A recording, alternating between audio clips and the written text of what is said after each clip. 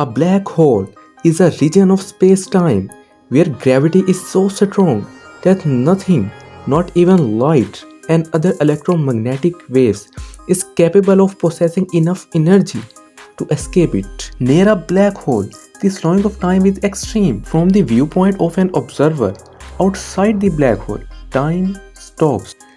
Black holes are not dangerous for us because the closest black hole to our Earth is Gaia BH1, which is 1560 light years away from us. Black holes are generally silent, but they can generate sound waves in their environment. We cannot survive in a black hole, and therefore the idea of traveling through time and space via black hole and wormhole do not really register in reality.